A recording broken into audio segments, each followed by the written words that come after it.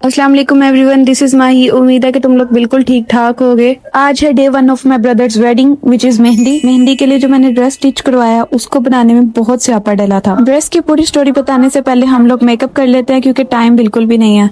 Makeup में सबसे पहले मैंने क्रायो लॉन की बेस यूज किया और ये बेस मुझे सच में बहुत पसंद आई है। उसके बाद मैंने मिस रोज का कंसीलर यूज किया। कंसीलर को ब्लेंड करने के लिए मैंने क्यूट सा ब्यूटी ब्लेंडर निकाल लिया। इसकी पैकिंग मुझे बहुत पसंद है। उसके बाद मैंने ये वाला लिप ग्लॉस यूज किया जो कि मुझे इतना ज्यादा पसंद है ना, लेकिन इसके अंदर एक फॉल्ट है। इसको लगाने के बाद ना ये बिल्कुल मैट सी लुक देता है, मतलब इसके ऊपर कोई शाइन नहीं आती। लेकिन ये जो कलर है ना, इसके ऊपर शाइन होना जरूरी होता है। इस वजह से मैंने इसको यूज करने के बाद ऊपर ट्रांसपेरेंट लिप ग्लॉस अप्लाई कर दिया था। And now I am gonna apply the makeup fixing spray.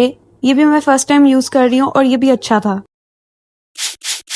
ये गोल्डन इयररिंग्स मेरी अम्मा ने मुझे लेके दिए हैं। इनको देख के मुझे लगा था कि ये पुराने जमाने का स्टाइल है, लेकिन मम्मा ने बोला था कि तैयार होके वेयर करना अच्छे लगेंगे, और ये अच्छे लगे थे। अब मैं आपको बताती हूँ इस ड्रेस की पूरी डिटेल। सबसे पहले मैंने खोला इंस्टाग्राम और रील्स देखने लग गई। रील्स देखते देखते एक रील मेरे पास आई जिसमें एक लड़की ने ये ड्रेस वेयर किया हुआ था और वो इतना प्यारा लग रहा था, जो कि मैं आपको वीडियो में दिखाती हूँ। ये था वो ड्रेस। ये ड्रेस मैंने अपनी मम्मा को दिखाया और बोला कि मैं इसी तरह का मेहंदी के लिए ड्रेस बनवाना चाहती हूँ। मैं मदर सेड ओके, ये इजीली बन जाएगा, ठीक है।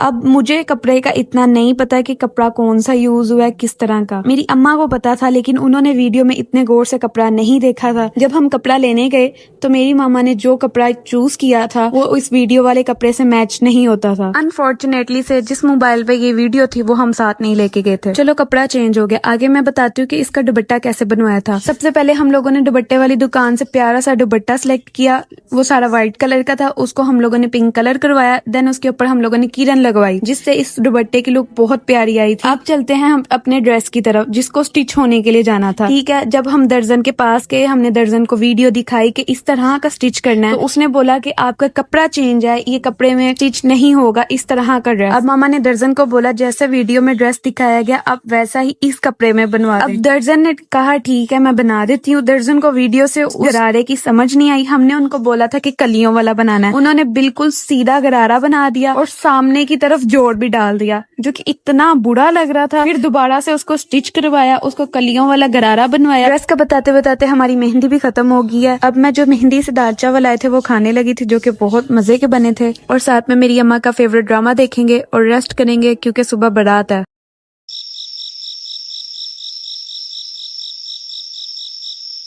अब है day 2 of my brothers wedding which is बारात। बारात का जो मेरा आउटफिट है वो है लहंगा, जो कि बहुत ही प्यारा था। जी हाँ था, जब तक मैंने इसे पहना नहीं था तब तक ये बहुत प्यारा था, क्योंकि इसको कैरी करना मेरे लिए बहुत मुश्किल था। और ऊपर से इसके साथ ऑर्गेन्जा का दुपट्टा था। मगर I am just a girl और गर्ल्स कुछ भी कैरी कर सकती हैं।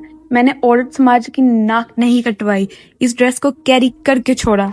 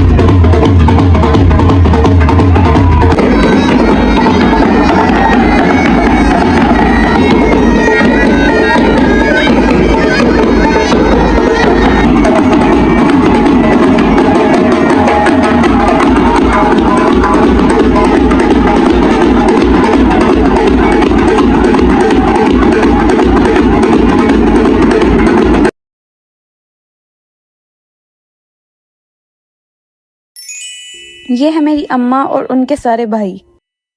पता है मैंने मेहंदी में भी खाना खाया था और बारात में भी अच्छे से खाना खाया था, क्योंकि हम लोग रहते हैं एक देसी फैमिली में, और देसी फैमिली की एक रवायत है कि जब अगर हम लोगों ने शादी पर जाना हो, खास तौर पे वो आपके ही सगे बहन भाइयों की शादी हो, तो आपको घर में खाना नहीं मिलता, जो कि मुझे नहीं मिला था। तो इस वजह से मैंने शादी में अच्छे से खाना खाया था, नहीं तो एनर्जी डाउन हो जानी थी मेरी। दूल्हा दुल्हन की एंट्री हो रही थी और माशाल्लाह से वो दोनों बहुत बहुत ज्यादा प्यारे लग रहे थे।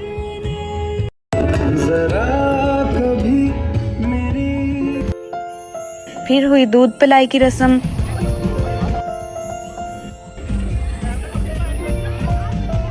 दूध पिलाई की रस्म हुई। रस्म होने के बाद रुखसती हुई और रुखसती होने के बाद दुल्हन आ गई अपने घर। घर में सारे मेहमान इकट्ठे हुए थे। जब वो चले गए हम लोगों ने रेस्ट किया, और रेस्ट करने के बाद अगला दिन था वलीमे का, और वलीमे से पहले होता है नाश्ता, जो कि दुल्हन के घर से आया था। हम सब ने खाया मजे से, और नाश्ते के बाद एक और चीज हुई। हमारे यहाँ पे होता है जब किसी की नई नई शादी होती है ना, तो उनके घर ख्वाजा सरा आते हैं। इनको ख्वाजा सराई कहते हैं शायद। वैसे इनसे पहले बहुत से लोग आके पैसे लेके जा चुके, लेकिन ये ख्वाजा सरा थे, तो इस वजह से मामा ने इनको मना नहीं किया। अच्छा, मजे की बात यहाँ से स्टार्ट होती है। सबसे पहले पता क्या हुआ, मामा ने 200 रुपीज नोमी को पकड़ाया और बोला इनको दे दो। ठीक है, नोमी ने उनको 200 रुपीज पकड़ाए। उन्होंने 200 रुपीज दे के बोला 5000 रुपया, इन्हें बोते पैसे। लेकिन बाद में मामा ने उनको उतने पैसे दे दिए थे जितने वो चाहते थे, क्योंकि अगर मामा उतने ना देती तो वो कभी भी नहीं जाते। लेकिन वो बहुत अच्छी दुआएं दे के गए दुल्हा दुल्हन सबको, हमारे पूरे घर को, जो कि एक बहुत अच्छी बात थी। बहुत मजा भी आया था।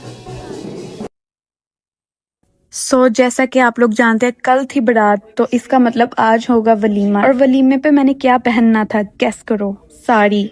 जी हाँ, साड़ी, जिसका सबसे ज्यादा डर था मुझे कि वो मुझ पे बिल्कुल सूट नहीं करेगी। लेकिन जब मैंने वो वेयर की, सिर्फ और सिर्फ वलीमे पे मेरी तारीफ हुई थी, और किसी दिन तारीफ नहीं की किसी ने मेरी। और मुझे यकीन नहीं था, और मुझे लगा था कि मैं साड़ी वेयर करूंगी, मैं हैंगर लगूंगी, बिकॉज मैं बहुत पतली हूँ। लेकिन मैं इतनी भी पतली नहीं हूँ, मगर वो मुझ पे बहुत सूट की थी, अच्छी लगी थी, मेरी सबने तारीफ की थी। ये सबका कहना है, मैं खुद मुंह मियां मिट्ठू नहीं बन रही, ये सबका कहना था कि मैं अच्छी लग रही थी। साड़ी अलग बात है, लेकिन जो ज्वेलरी थी ना इसके साथ, वो मुझे बहुत पसंद आई थी।